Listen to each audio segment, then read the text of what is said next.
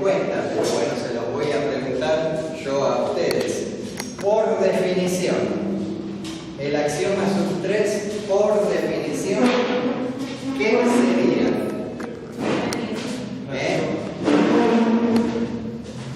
El axioma sub 3, tomado por el matemático como axioma, por definición, ¿qué cosa es un enunciado que se puede demostrar a partir de axiomas?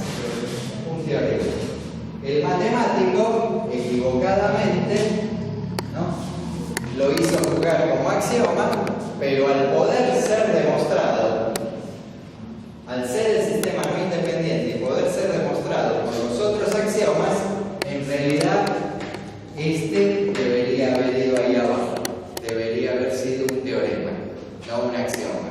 Estos errores los cometen a menudo los matemáticos, pero no son errores graves, son desprolijidades. La independencia de un sistema axiomático es una propiedad recomendable, pero no imprescindible. Se puede trabajar en matemática con un sistema redundante. Va a haber pasos innecesarios, desprolijidades, pero se va a demostrar lo que se quiere demostrar.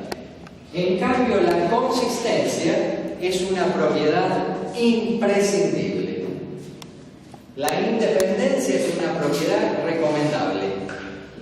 La consistencia es una propiedad imprescindible. Un sistema axiomático inconsistente no le sirve al matemático. Yo recuerdo que en esa clase, creo que fue previa al primer parcial, yo les comparé, hice una analogía metafóricamente. Comparé un sistema axiomático consistente o inconsistente, un sistema axiomático inconsistente, con una computadora que tiene programas que chocan entre sí. Puse como ejemplo el antivirus Node32 y el Norton, ¿no?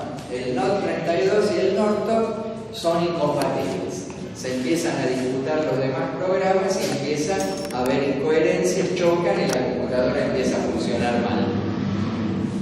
Y comparé la redundancia, la no independencia, con una computadora sobrecargada de programas, pero no incompatibles entre sí.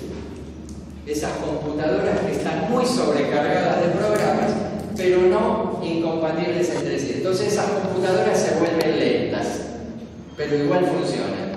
En cambio, una computadora que tiene programas incompatibles entre sí, empiezan a chocar y la computadora empieza a funcionar mal. Sería una analogía, una comparación. Una computadora con programas incompatibles sería un sistema inconsistente. Una computadora con programas sobreabundantes, innecesarios, pero no incompatibles entre sí, sería un sistema redundante. ¿Preguntas de esto? ¿Se entendió?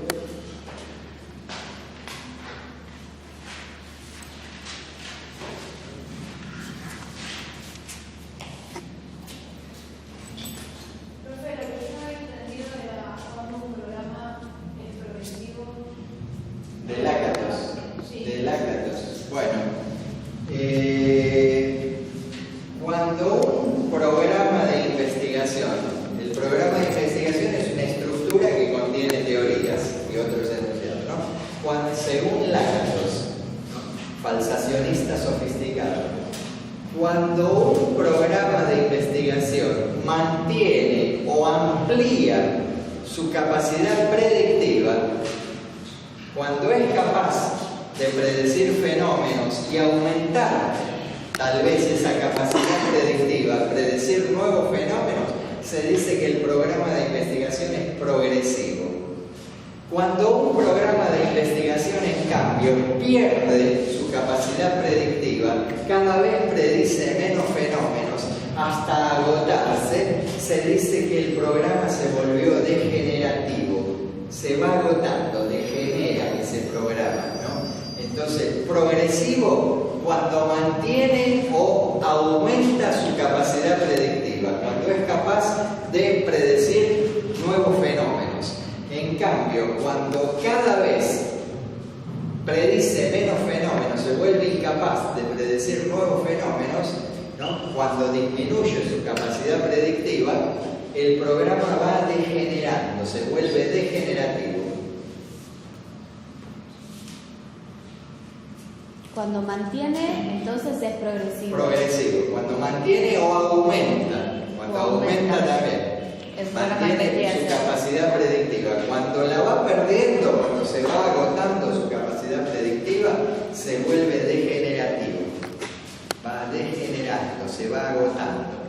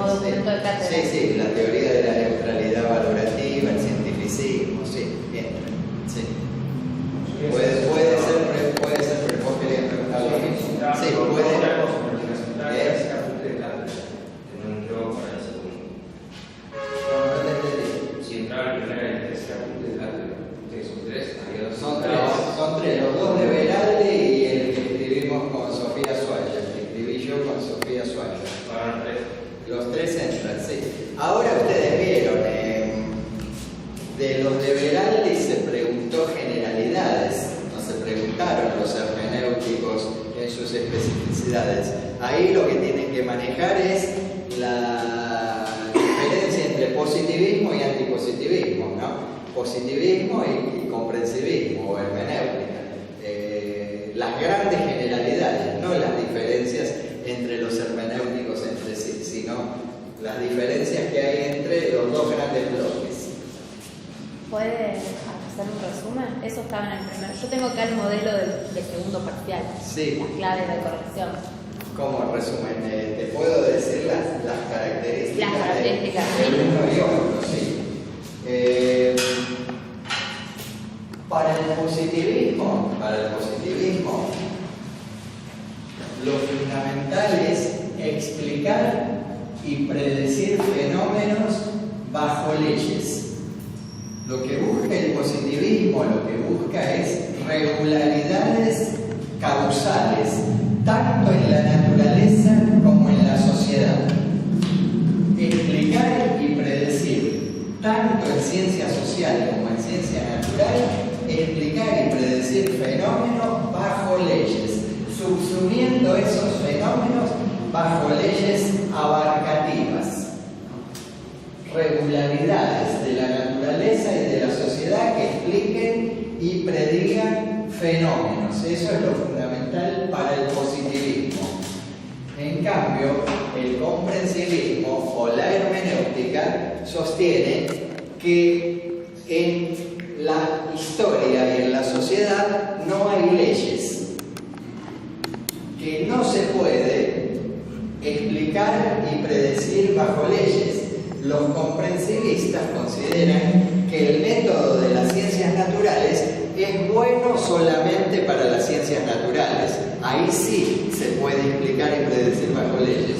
Pero en ciencias sociales y en historia no se puede explicar y predecir hechos bajo leyes, porque en la sociedad y en la historia no hay leyes. Entonces, ¿qué método proponen? Ellos son pluralistas metodológicos. Lo que proponen es tratar de comprender, interpretar los fenómenos sociales, los fenómenos históricos, los fenómenos culturales, tratar de comprender e interpretar en su singularidad que les propia, abordarlos como fenómenos singulares y repetibles. No pueden ser subsumidos bajo leyes porque se dan ante condiciones iniciales que no se volverán a repetir. Entonces consideran que no hay leyes en la sociedad ni en la historia.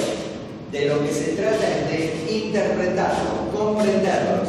Ahora, entre los comprensivistas hay distintos métodos. Algunos apelan a tratar de comprender la intencionalidad de los actores sociales, otros de inscribir los hechos dentro de pautas culturales, ¿no? Hay diferencias específicas entre un comprensivista y otro comprensivista, pero todos están en contra de los positivistas. Los positivistas son monistas metodológicos. Monistas metodológicos, monos, en griego uno, un solo método. El mismo método tanto para la ciencia social como para la ciencia natural. Explicar y predecir bajo leyes. ¿Por qué son monistas metodológicos? Porque también son monistas ontológicos. La realidad es única para los positivistas. Los positivistas son monistas metodológicos, un solo método, porque son monistas ontológicos. Lo ontológico es lo relativo al ser. La realidad es única. No hay dos dimensiones, naturaleza y cultura, para los positivistas. Para los positivistas, la sociedad es naturaleza que ha evolucionado. Estudiar la sociedad es estudiar la naturaleza que ha evolucionado y llegó a su más alto escalón, consideran los positivistas. Por eso, para ellos es útil el método de las ciencias naturales, porque la única diferencia entre el trabajo que hace el biólogo y el trabajo que hace el sociólogo es el grado de complejidad. Es Cornell, positivista, dice: el biólogo estudia la naturaleza en sus formas más elementales, las plantas, los animales. El sociólogo estudia la naturaleza en su forma más elevada, la sociedad. O sea que para los positivistas, la sociedad, la cultura, es naturaleza que ha evolucionado. Por eso pueden usar el mismo método. En cambio, los pluralistas metodológicos consideran que hay dos dimensiones diferenciadas. Son dualistas ontológicos, naturaleza y cultura. La cultura es una dimensión espiritual. En la sociedad y en la historia está presente el espíritu. La cultura es una dimensión intelectual, espiritual, diferente a la naturaleza, en donde no está presente lo espiritual. Por eso no sirve para los comprensivistas, para los hermenéuticos, no sirve el método de las ciencias naturales para las ciencias sociales.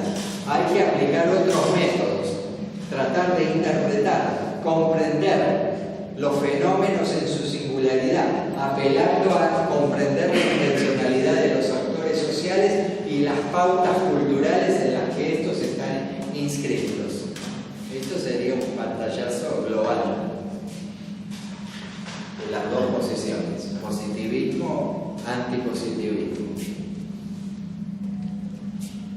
Una pregunta que voy a practicar. En el tema de los niveles, si tengo una simulación, ¿no? Y yo estoy una observador ya a nivel 3. Sí, esto no está en el libro. No está en el libro. Esto no está así en el libro. En los términos en que se preguntó en el examen. En el examen dieron ejemplos de hipótesis teóricas, ¿no? Pero en el hipótesis teóricas puras, las de nivel 3, y después las de nivel 2, teóricas mixtas. Bueno, en el examen, para facilitarles, ¿no?, lo que no estaba explicado directamente en el libro, le daban enunciados, ¿no? Y dice, con un solo término teórico que tenga, ya la hipótesis es teórica, por más que tenga empíricos. Con un solo término teórico, la hipótesis es teórica, por más que tenga empíricos, sería teórica mixta, si tiene empíricos. Ahora, si todos esos términos, porque decía la opción que había que marcar era al menos uno, ¿no? Esta hipótesis que es teórica, empírica, no les daba opciones, y había que marcar teórica. Pero, y después la justificación decía, tiene al menos un término teórico. Esa era la que había que justificar a los que les tocó este tema. ¿Por qué? Porque si tiene al menos un término teórico, ya es teórica mixta. Ahora, si aparte de ese término teórico, todos los demás son teóricos y no hay términos empíricos, es teórica pura. Pero en el examen no preguntaba la distinción. Preguntaba si era teórica o no era teórica, o si era empírica. El examen decía, la sal disminuye al punto de congelamiento del agua. Sí. Corresponde nivel 1, nivel 2, nivel 3. Es nivel 2, es generalización empírica. Todos sus términos son empíricos. Ajá. Es nivel 2. Y después decía... La justificación dice todos tienen términos empíricos. Solo términos empíricos, sí. Solo términos empíricos, no hay términos teóricos ahí. ¿Puede explicarlo eso? Bueno, hago la pirámide. ¿Qué pirámide? ¿Qué pirámide? Ahora lo explico. Sí. Profe, cuando decía algo, por ejemplo, algo no observable para mí, decía el agua hierve a tantos grados, pero de repente con los gestos simples se puede ver eso. Sí. Ese, mirá, cuando dimos la tutoría, yo lo aclaré. Carnap dice algo que en el libro no está. Porque el autor de esta distinción entre término observacional y término teórico es Carnap. Popper no está de acuerdo. Carnap dice lo siguiente, más allá de que esté de acuerdo, yo no estoy de acuerdo con él, ¿no? Pero lo que pasa es que Klimovsky, de quien se toma este tema en el libro, toma lo de Carnap y no lo de Popper. Carnap dice, términos observacionales o empíricos son aquellos que hacen referencia a entidades, situaciones, circunstancias directamente observables u observables con un instrumental sencillo de observación.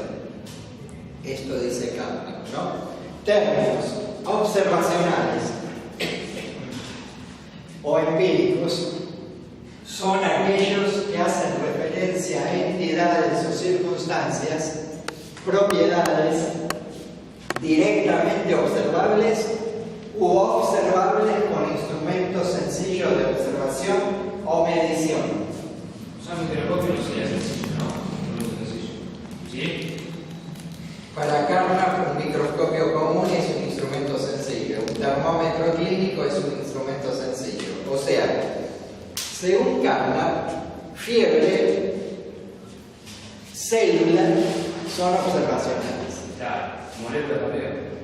Sí, Mirá. son observacionales, porque con un microscopio lo observas. No serían observacionales, serían teóricos, según Carnap, aquellos términos que hacen referencia a entidades inobservables como inconsciente, superyo, alter ego, en la teoría psicoanalítica, o átomo. Es teórico para Carnap porque hace referencia a una entidad que no es directamente observable con un instrumento sencillo de observación, sino que hay un instrumento sofisticado que es el microscopio electrónico que reconstruye la trayectoria de las partículas subatómicas y reconstruye el átomo. Bueno, acá está el cuestionamiento de Popper. Popper le dice, ¿dónde pone usted el límite entre lo observable y lo no observable? ¿Cuándo un instrumento de observación o medición deja de ser sencillo y pasa a ser sofisticado? Y ahí está el problema. Tiene razón Popper al cuestionar eso, ¿no? Y para Popper todos los términos son teóricos desde el punto de vista que forman parte de una teoría. Pero bueno, ese problema en el libro no está tratado. En el libro dice observable teórico y no dice no habla de ese problema. Entonces yo entiendo que vos ves molécula y decís, ¿esto qué es? ¿Teórico o observacional? Bueno, es observacional según Campbell. Ahora, según Popper es teórico. ¿Y la vara señala de Popper o la de Campbell? No, toma la de Campbell, pero no lo dice que está tomando la de Campbell, ¿no? No lo dice y esa problemática no se discute. O sea, en el libro dice términos observacionales son aquellos que hacen referencia a entidades observables, ¿no? Términos teóricos son aquellos que hacen referencia a entidades inobservables. Y no entro en la discusión de instrumento sencillo e instrumento sofisticado. Entonces, célula no es observable a simple vista. Entonces, ¿qué pone el alumno que no accedió a esa discusión? Yo no sé qué decirte. Yo mismo, si no supiera el tema y tengo que rendir el examen, no sé a qué atenerme, porque el libro no lo dice. ¿Qué decías vos de lo de las hipótesis estas? Fíjate en el libro que hay una pirámide. Una pirámide. Es el primer tema. Sí, cuestión del método de las ciencias prácticas, el lenguaje de la teoría. Es el primer tema. El primer tema. Sí. H sub 3. H sub 3, ahí. Estas también son H sub 3.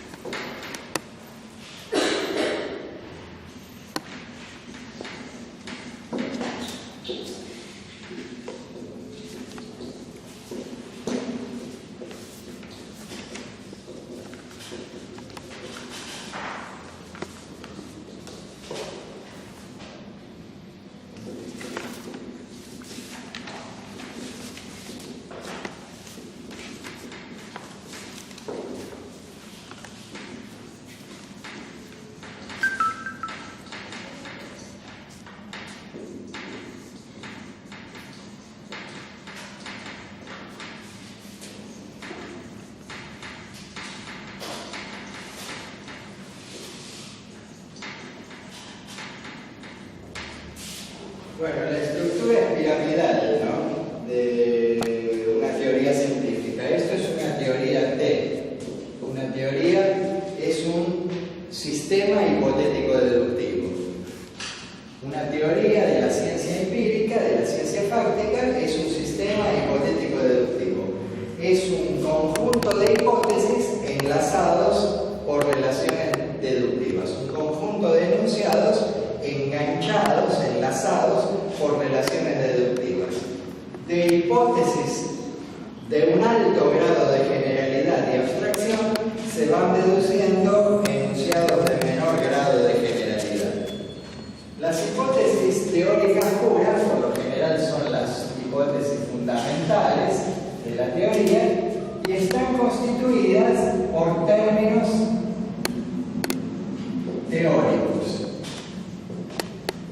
Solamente tienen términos teóricos, las hipótesis, aparte de los términos lógicos, ¿no? Todos tienen términos lógicos, todos, eso ya es descontado, ¿no? De todos vamos a encontrar términos lógicos, pero aparte de los términos lógicos, solamente términos teóricos, no hay términos observacionales. En cambio, en las teóricas mixtas tenemos términos teóricos y observacionales, empíricos. En las de nivel 2, las generalizaciones empíricas, tenemos términos observacionales, no tenemos términos teóricos. Y en los enunciados básicos, enunciados observacionales, por supuesto, términos observacionales nada más, no hay teóricos. Términos teóricos solamente hay en el nivel 3. Si tiene al menos un término teórico, la hipótesis ya va a ser de nivel 3, va a ser, si el resto de los términos son empíricos, son observacionales, va a ser teórica mixta. Si todos los términos son teóricos, va a ser teórica pura. Ahora, si todos los términos son empíricos, observacionales, va a ser una generalización empírica. Esa de la sal, que son todos términos empíricos. Y los enunciados básicos observacionales, que hacen referencia a un individuo o a un grupo de individuos, tienen términos observacionales nada más. ¿Y un ejemplo de cada uno? ¿Cómo? Un ejemplo de cada uno. Sí. Bueno, acá tenemos hipótesis, por ejemplo, que hablan en el psicoanálisis del inconsciente, ¿no? Digamos, una hipótesis acerca de la relación entre el inconsciente, el alter ego y el super yo, de Freud, ¿no?